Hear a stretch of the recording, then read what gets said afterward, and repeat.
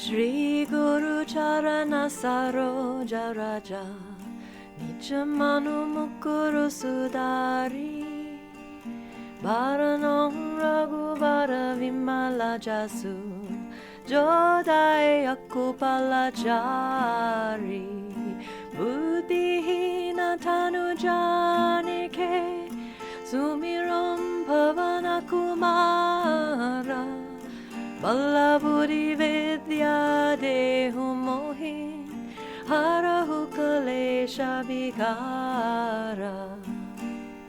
Hi, this is Kerry with a weekly update from the Vedic astrology perspective for the week of October 23rd through October 29th.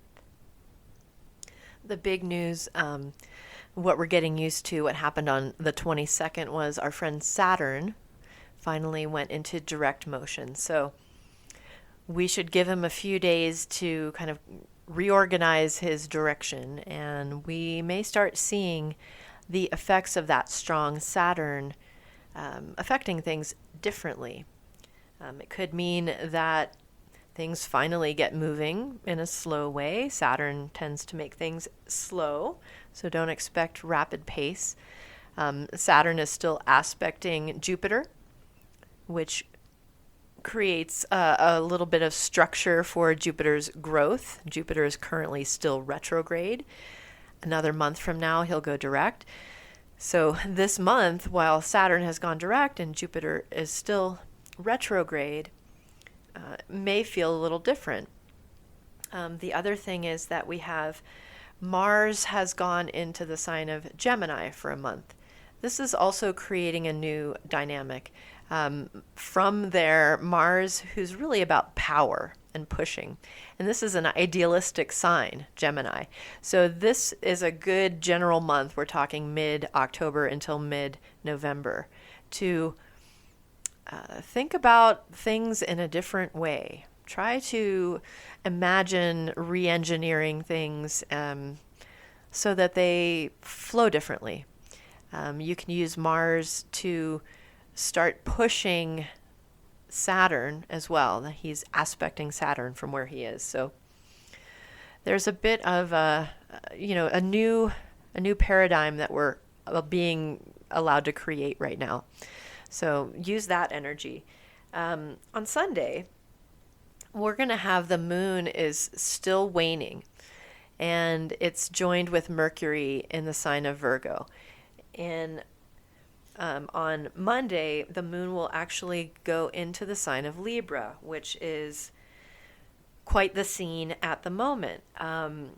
There's a new moon on October 25th, which is also going to create a partial solar eclipse.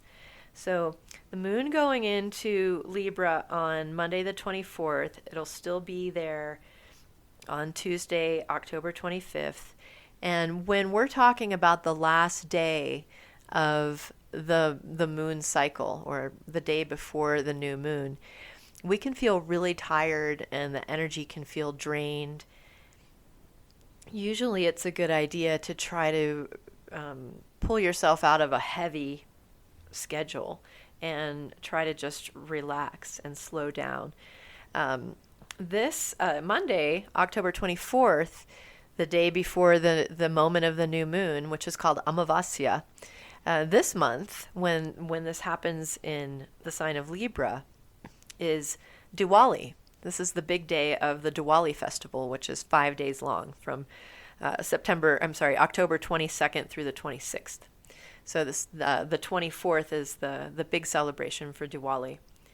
And then on Tuesday, the 25th, that's when the moon and sun exactly conjoin, and it's close enough to the shadow planet called Ketu to create an eclipse. And it's a partial eclipse. And so if it's a solar eclipse, that means only people, when it's daytime, can see it if it's happening in their region. So this eclipse will be visible in Europe, North Africa, and the western part of Asia, including places like Moscow and Kyiv, right now the world has its eyes on that region. So let's see what happens with that eclipse. Now, Ketu eclipsing the sun, Ketu tends to show obstacles. So this is a really good time to kind of turn inward. Traditionally in India, I find a lot of people are very superstitious about actually looking at an eclipse.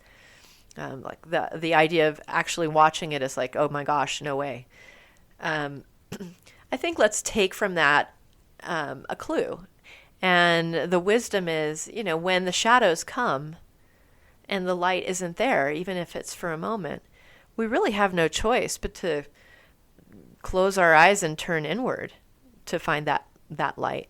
And Diwali is the celebration of light. So this eclipse right after Diwali is really an interesting timing. It feels very, very much like a crux moment for relationships. So if you are experiencing any tension in that realm, there could be a big struggle between finding that balance between individual needs and the needs of others. This could be a good time to really get to the bottom of things, even if it's not the solution. You may find the solution. It may take a while to implement it. But this could be a good time to really see things for what they are.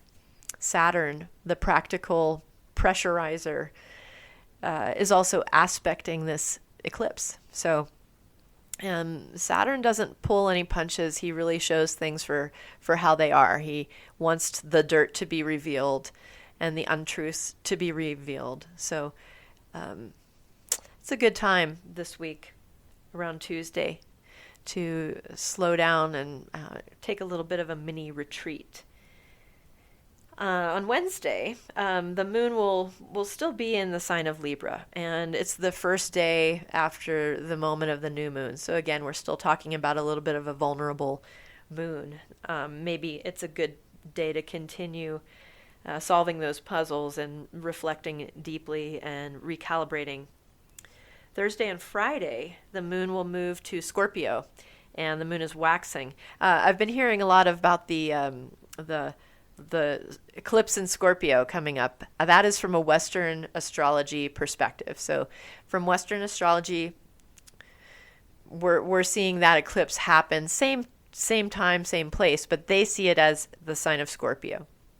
In Vedic astrology, where we use the observable zodiac that we can see, it's actually happening in the sign of Libra. So Thursday, Friday, the moon from our perspective goes to Scorpio, and it's waxing. But we're having this moon waxing for the next couple weeks toward the other shadow, which is Rahu. When it gets there on November 7th and 8th, we're going to have another eclipse. Eclipses always happen in a pair. So that will be a total lunar eclipse on November 7th and 8th, depending upon where you live. And so in the meantime, as we get through this next couple of weeks, the moon will be waxing and going through a lot of territory where other planets are sitting and receiving aspects. So even though our mind may be wrapping itself around our new revelations and starting to gain clarity and purpose with our direction, we may encounter a lot of obstacles and new ideas and things we didn't expect. So, rather than being disappointed that things aren't flowing just so, just be ready for unexpected thoughts, experiences, opportunities, and things like that. So, happy Diwali, everybody. Have a great week. I'll be back next week. Take care. Mangalamurati Marutanandan Sakala Amangala Mulanikan